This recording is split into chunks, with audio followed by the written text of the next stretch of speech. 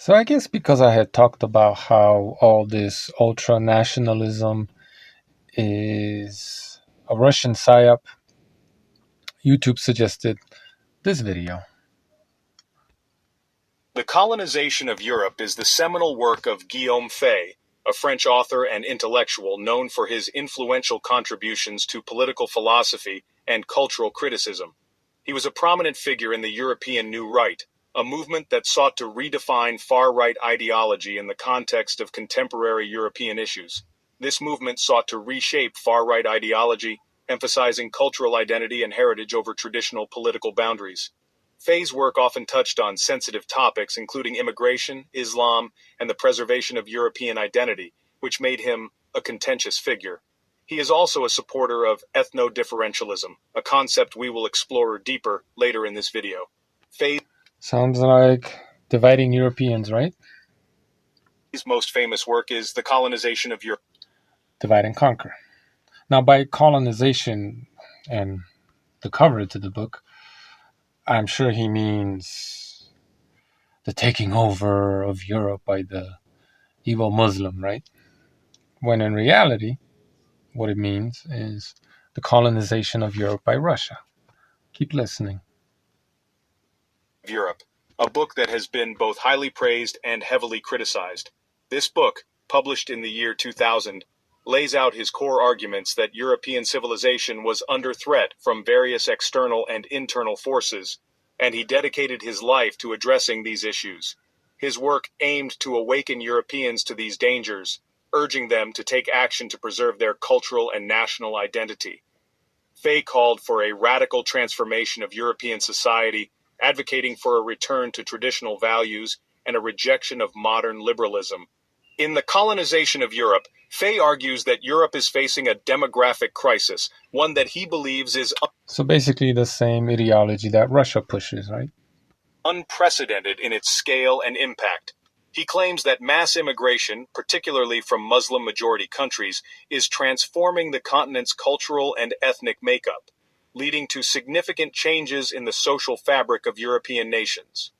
Faye uses the That's what Putin's doing, right? He's weaponizing immigrants, sending them into Poland and further west in order to destabilize those societies, right? A lot of those so called Ukrainian refugees are Russian agents. provocative term colonization to describe this phenomenon, suggesting that it is not merely a byproduct of globalization, but a deliberate and strategic effort. Faye argues that this colonization is not a natural process of cultural exchange or integration. He believes Yeah, this is the weaponization. This is, well, action reaction solution, right? Some people think it's Israel or certain people that are connected to Israel. And Israel definitely plays its role in this. Israel, that was essentially created by Russian expats, Jewish Russian expats, is, as I've talked about a million times on the channel, is creating havoc in the Middle East, sending immigrants into Europe, Muslim immigrants into Europe, right?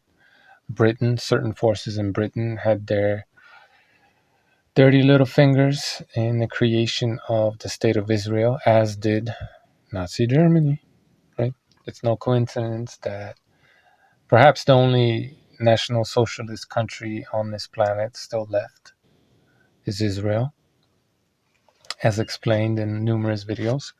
So, yeah, it's, of course, it's not a natural process. It's orchestrated in order to keep listening. it is a deliberate strategy by non-European forces to weaken and ultimately control Europe, undermining its historical and cultural foundations. Faye sees mass immigration To weaken Europe. Yes, it is.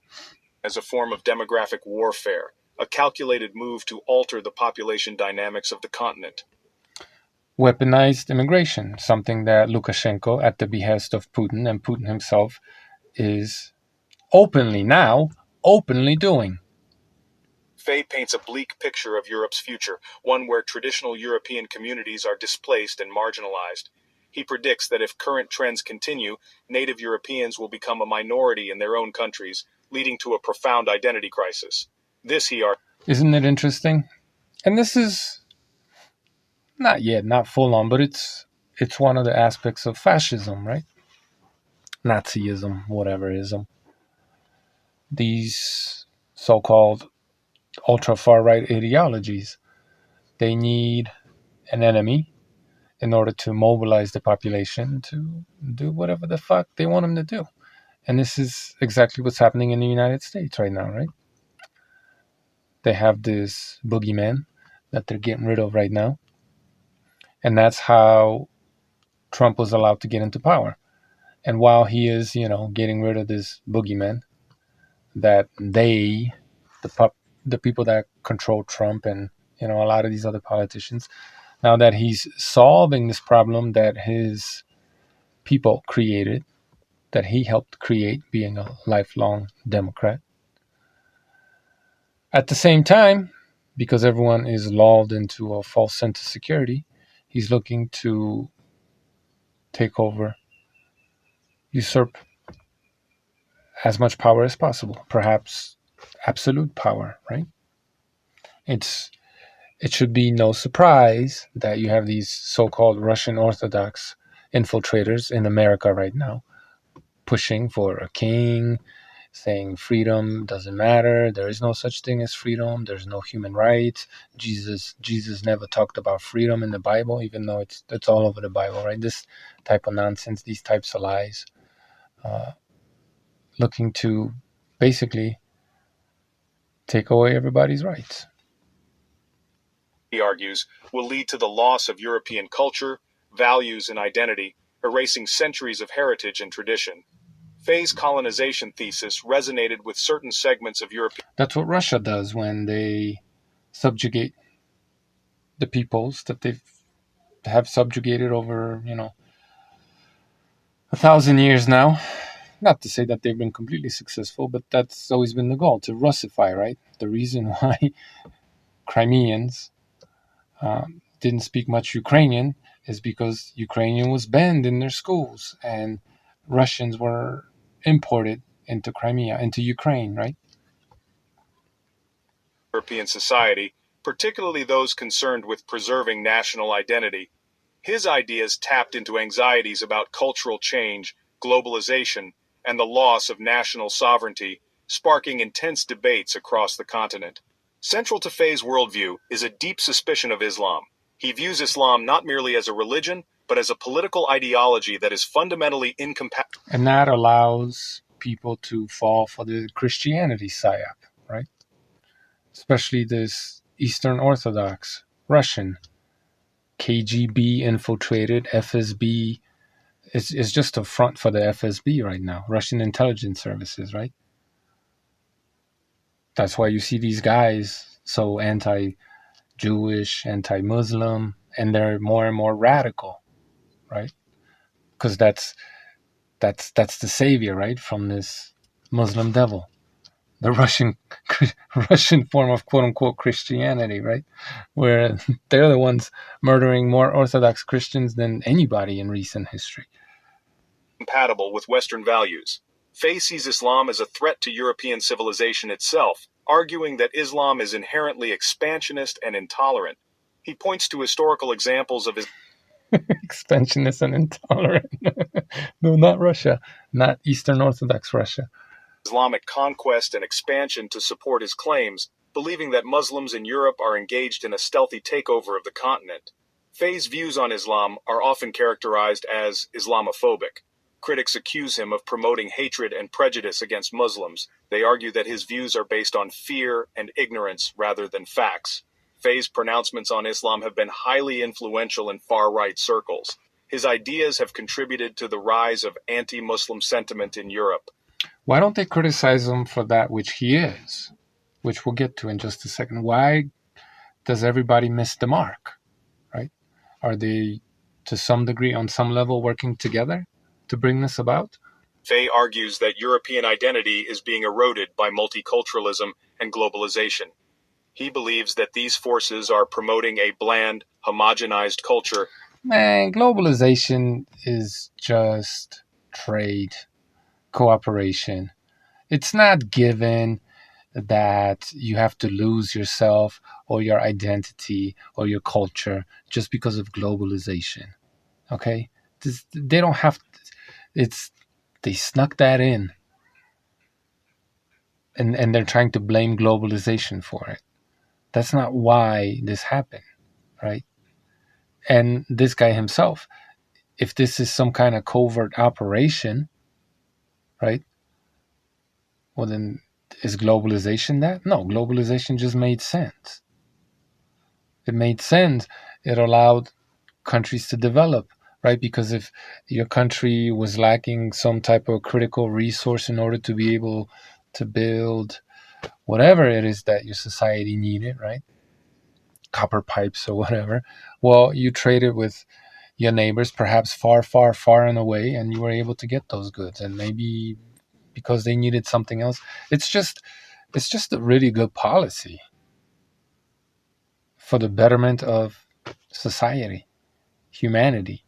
It doesn't, globalization doesn't dictate, doesn't necessitate loss of one's identity.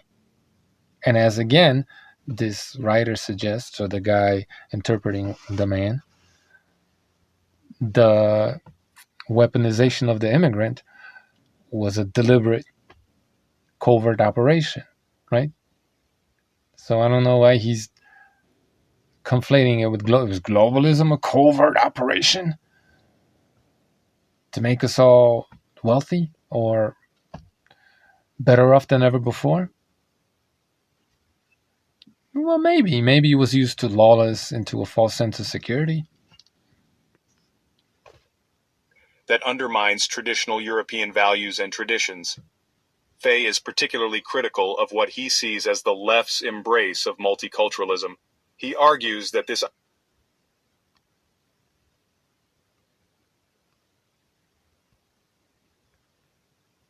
is based on a false premise of equality, believing that different cultures are not equal, and that some cultures are inherently superior to others.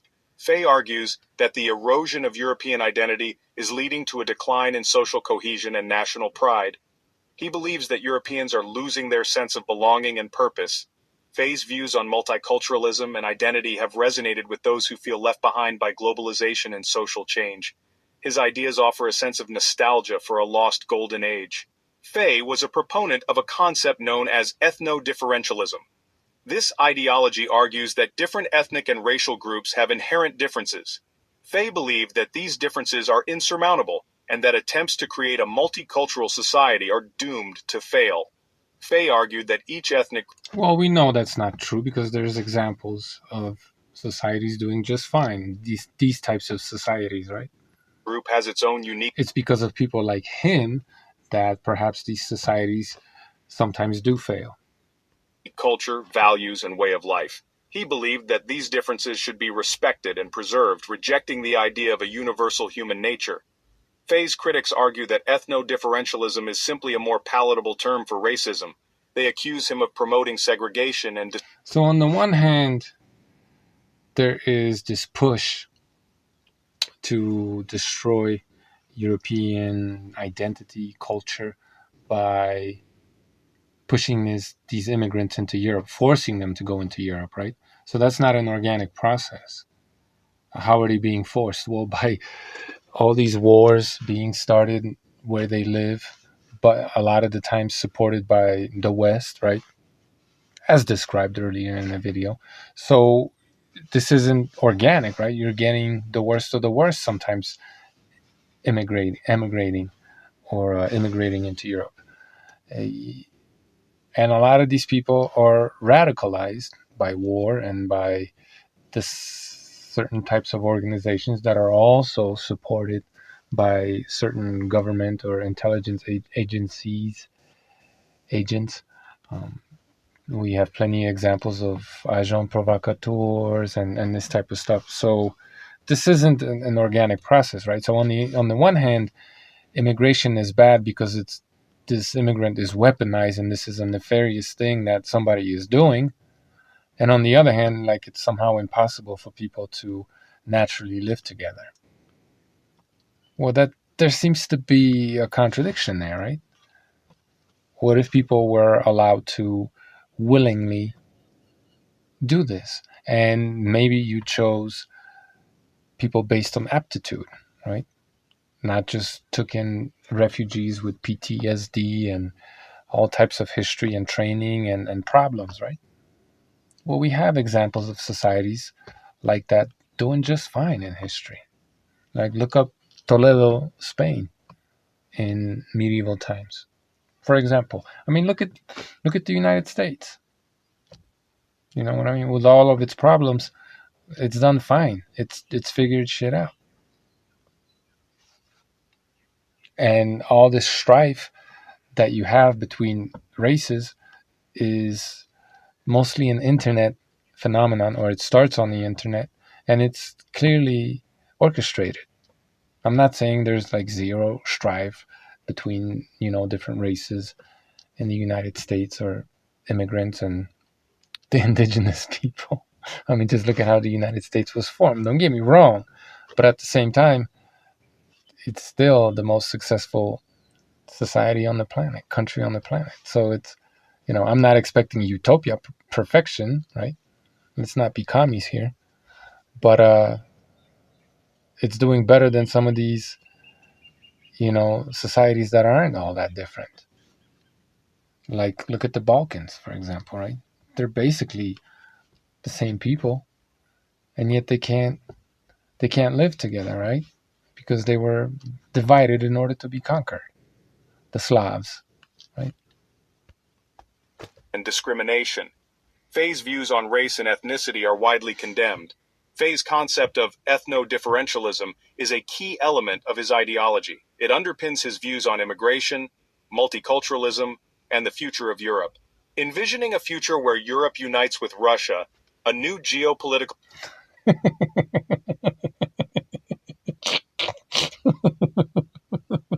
How come no one's calling this out for what it is, right?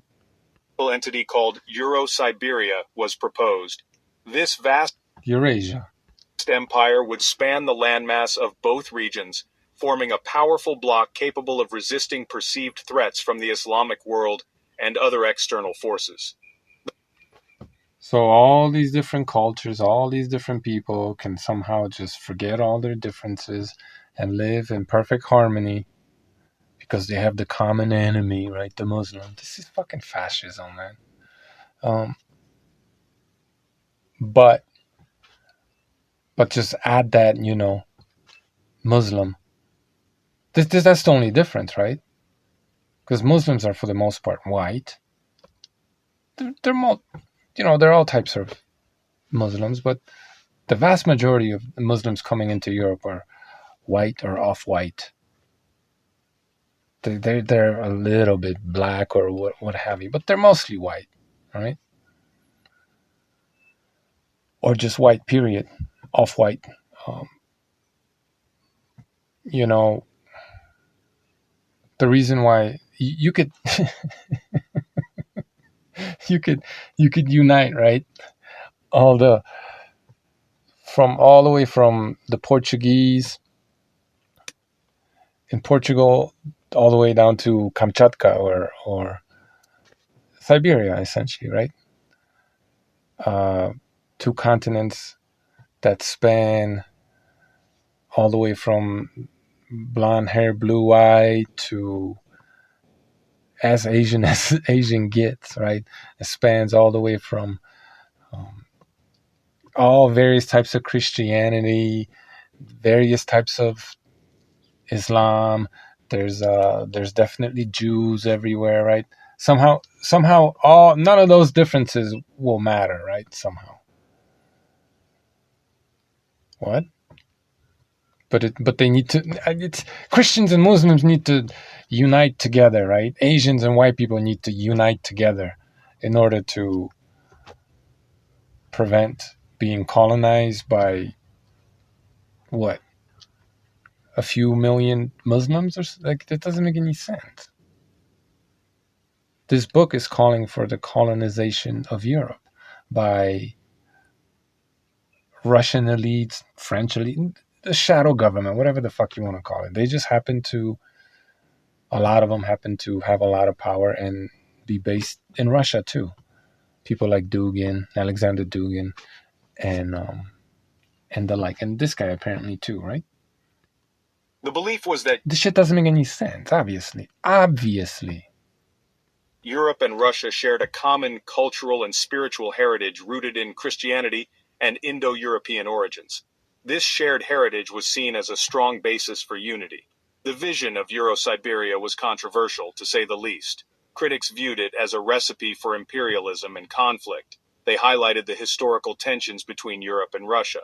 Despite its controversial nature, the concept of Euro-Siberia captured the imagination of some who yearned for a strong and assertive Europe on the world stage. Guilliaume Faye's ideas placed him firmly. Strong and assertive Europe doesn't include Asia. What kind of fucking nonsense is this? Within the spectrum of far-right and nationalist thought. He was a leading figure in the European New Right, a movement that sought to provide a more intellectual and sophisticated veneer to traditional far-right the intellectualism and the sophistication. That's the veneer. Ideas. Faye's work drew inspiration from earlier far-right thinkers, but he also sought to update and adapt these ideas for the 21st century. He was particularly interested in the perceived threats posed by immigration, Islam, and globalization. Faye's ideas found a receptive audience among certain segments of European society, particularly those who felt alienated by rapid social and cultural changes. His work contributed to the growing intellectualization of the far right. Faye's influence on the far right is undeniable. His ideas continue to circulate among nationalist and identitarian groups across Europe and beyond. Guilliaume Faye's work has been met with widespread condemnation from... That's why we have clowns like Musk. Hey, you want to throw Hillary in there? I don't give a shit. You want to throw Obama in there? I don't give a fuck. You know what I mean? Musk, a lot of members of the AFD. There's definitely this sentiment in Ukraine. You know, that's why you got all these people healing and embracing fascist ideology. From academics, politicians, and human rights groups. His controversial ideas have sparked intense debates and protests across various sectors of society. His ideas have been labeled as racist, xenophobic, Islamophobic, and white nationalist. Many argue that his rhetoric fuels division and hatred, exacerbating societal tensions. Critics argue that Faye's work is based on fear, prejudice, and a distorted view of history. This should be called Eurasianist imperialism. That's what it should be called. They believe his writings distort facts to fit a narrative of cultural and racial superiority. They accuse him of promoting hatred and intolerance, suggesting that his work incites violence and discrimination against marginalized communities. Faye's defenders, however, maintain that he was simply a concerned citizen who was not afraid to speak uncomfortable truths. They argue that his work addresses real issues that are often ignored by mainstream discourse. The controversy surrounding Faye's work came to a head at the 2006 American Renaissance Conference, where his speech sparked outrage and division among attendees. The event became a flashpoint for the ongoing debate about free speech and hate speech. The incident highlighted the fault lines within the far right itself, revealing deep disagreements about the direction and ideology of the movement. Right, because if you're on the one hand pro-nationalism, how the fuck do you create this super state that includes hundreds of different nations and pretend that they have so much in common and the same culture and all? It doesn't make any sense, right? Despite the controversy, Faye's work continues to be read and debated. His books are still available in many libraries and bookstores, and his ideas are discussed in academic and political circles. His ideas remain influential in certain circles, and his legacy is likely to be debated for years to come. Whether seen as a visionary or a provocateur, Guilliaume Faye's impact on contemporary thought is undeniable. Guilliaume Faye's work presents a complex and challenging set of ideas. While his views are widely condemned, It is important to engage with them critically in order to understand the appeal of such ideologies. It is crucial to approach Faye's work with a discerning eye, questioning his assumptions, examining his evidence, and considering alternative perspectives. Only through critical engagement can we hope to counter the spread of harmful ideologies. What do you think of Guilliaume Faye's ideas? Share your thoughts in the comments. It's a Eurasianist psyop, right? Weaponize the migrant through by creating all these different conflicts, keeping the poor countries poor, while at the same time opening borders and allowing a lot of different savages to come into Europe and wreak havoc in order to radicalize native populations, right? Fund these various so-called far-right parties with rubles also, and sneak in this idea that Russia good, right? Look at what Trump is saying while kicking out all these immigrants, so that you allow Russia's influence to grow and people accept, well, the Russian overlords, basically. USSR 2.0, basically. And maybe EU, which was at its heart a communist structure with its own communist manifesto, maybe that was just a way of creating that puzzle piece, leftist puzzle piece, in order to integrate it into the greater Soviet Union with one fell swoop, right? Certainly what the type of future that George Orwell presented in 1984. And this guy makes no bones about it, right? He's saying Russia will lead the way. Let's all be Russia while while keeping our national identities. But we see what Russia is. Russia is anti-nationalism, unless it's the kind of quote unquote nationalism that they want, right? Where everybody speaks Russian. Didn't they just propose in this so-called peace treaty, ceasefire treaty, that Ukraine speak Russian? Anyway, yeah, this so-called European nationalism. And look, I'm not saying that there aren't people who have their heart in the right place and they want to, protect their national identity and what it means to be European or British, Polish, Spanish, all that good stuff, right? Obviously, you have to brainwash these people with these ideas in order to accept what you want them to accept, right? But we're at these crossroads now where the mask is coming off, right? It's Russia, it's Putin also, who have weaponized the immigrant. It's Israel, right? Which was in large part made up of Russian intelligentsia, Russian Jews, right? Witkoff, Steve Witkoff is a descendant of Russian Jews. Witkov, Stepan Witkov. Um, this is the mask is coming off, and all of a sudden, all these people who were anti-immigration, anti-weaponized immigrant, are perfectly cool. They're not calling Putin out for taking the mask off and just promoting that, doing it out in the open, right? All these people who were supposedly pro-Christianity, Putin takes the mask off and starts slaughtering Christians left and right, right? I mean, they were throwing a fit, screaming, bitching and moaning when, a couple of Jews, rabbis would spit on a couple of Christians in Israel, and when, maybe some Christians got their churches burned and got murdered in Syria. They were up in arms, right? But now that Putin is bombing Orthodox churches and sending, hundreds of thousands of Russian Orthodox people to murder Ukrainian Orthodox people while dying in larger numbers themselves, right? Sending them to their death. I don't see anybody calling him out on this shit, right? Cognitive dissonance is a bitch. Faye, whatever the fuck his name is, like, the contradictions are easy to see from a mile away. But it seems to me people have accepted these ideas uncritically. So, yeah, this far right nationalist movement in Europe is not just Russian, but it's definitely,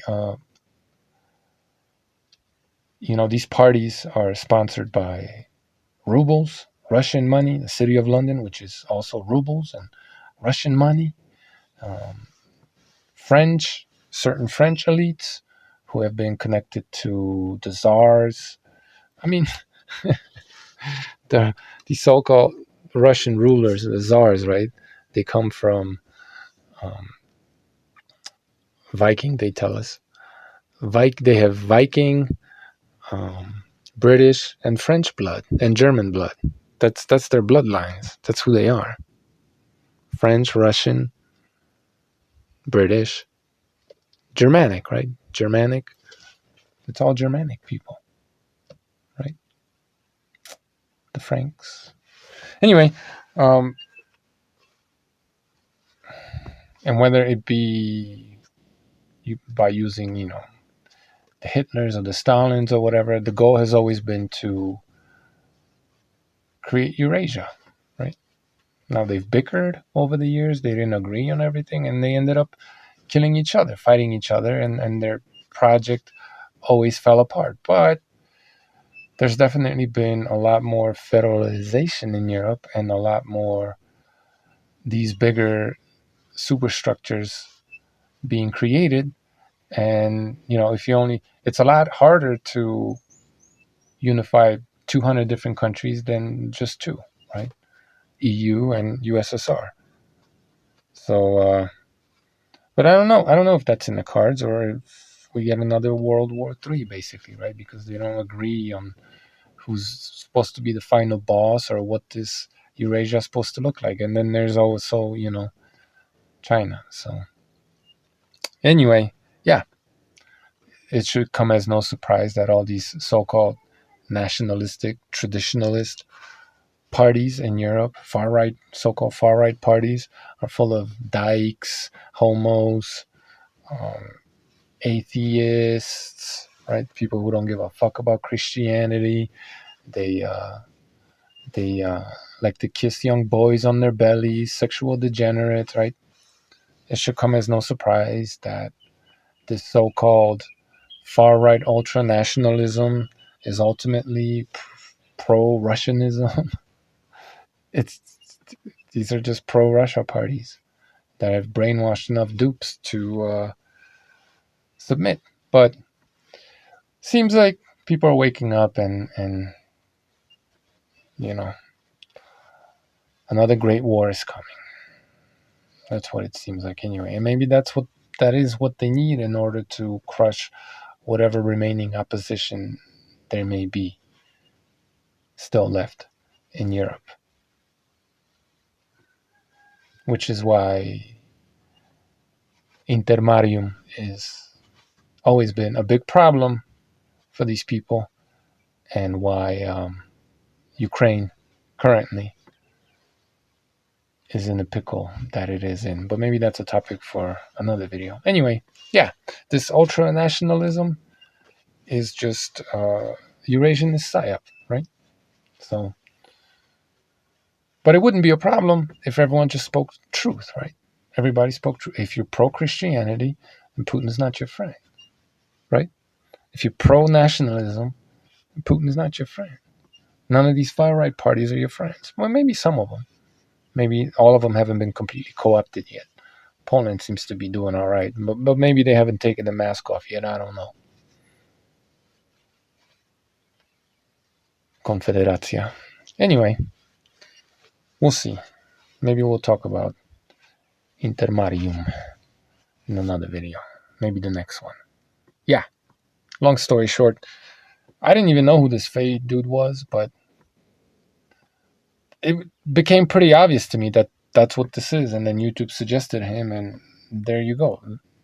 There are intellectuals like him who have been, well, it's all there, right? It's all there. That's all I gotta say.